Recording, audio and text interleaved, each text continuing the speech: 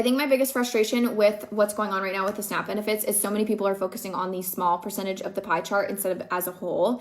Yes, there is a very small percentage of people that are just too lazy to get off their ass and go to work. And are we all annoyed with them? Yes. But that's why there's that saying that it's like one person will ruin it for everybody. We need to look at the pie chart instead of being affected and annoyed and negative on SNAP about these small percentage of people. Let's look at it as a whole.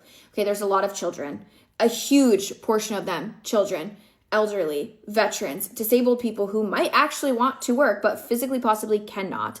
And there are actually a lot of families on there that have 2 full-time working parents that still cannot make ends meet. So for example, back in the day when they set you up for SNAPs, you might get $200 a month. Okay, well now grocery store prices have gone up to that $200 is now going to cost you $400. Where's that family going to come up with a difference? So what's happening? There's a lot of parents going to sleep hungry because their children have to get fed. There are so many things. There's a lot of elderly people who cannot feed themselves anymore, who are veterans who cannot feed themselves anymore. But as a society, we are so focused on a small percentage. Well, they should get off their ass.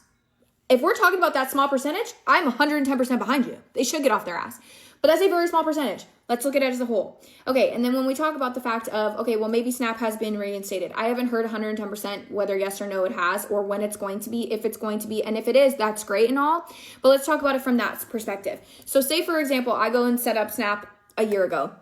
I get $200 a month. I send in all that information. And now grocery store prices have gone up because that's society that we live in nowadays.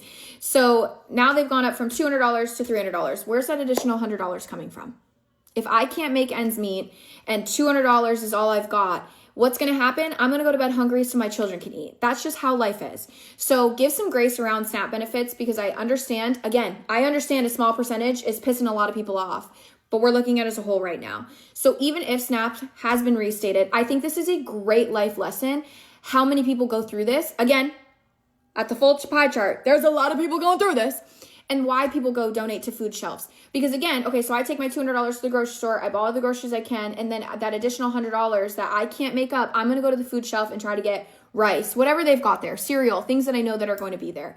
That's why if you have the opportunity, you have the privilege, you have the ability, you are willing and able to donate to those facilities, that is why. It is such an eye-opener to me every single year how many people are genuinely lacking the basic needs for humanity. So, even if SNAP benefits are reinstated, take this as your sign to continue to donate to your local shelters anytime you can. You are seeing like people like, oh, well, they got reinstated, everything's fine now. I actually think this was a wake-up call, and I will continue to be the voice that we should be doing this more often. Okay? Okay. That's all I gotta say. Love you. Bye.